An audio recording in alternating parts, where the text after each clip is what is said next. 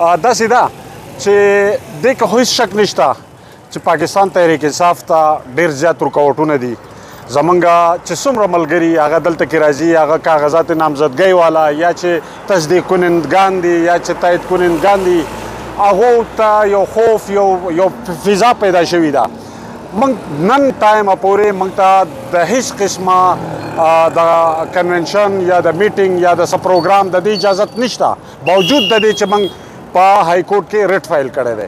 خو دا خبره چې یاره یو په عوامو کې یوه خبره پیلو شوې ده چې یاره دا حکومت بل چاته حواله کېږي ورکولی کېږي، داسې هیڅ قسمه څه خبره نشته. انشاءالله دې خلکو مات ورکړی دی هم دغه پی ډي ایم جماعتونو له، کله چې د عمران خان حکومت دو غزار کو په 2022 کې او کله چې ضمني انتخاباتو په 20 حلقو باندې او دا ټوله مشینري د پاکستان تحریک انصاف خلاف استعمالې ده.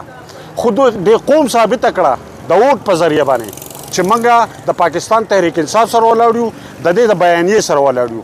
نو انشاءالله په 8 فروری باندې به هم دا قوم ثابتوي او کومه فضا یا کوم ماحول یا کومه خبره چې خوره شوې ده دا بالکل غلطه ده. دا مایوسي جوړوي، دا مایوسي انشاءالله دا به موږ ختمو.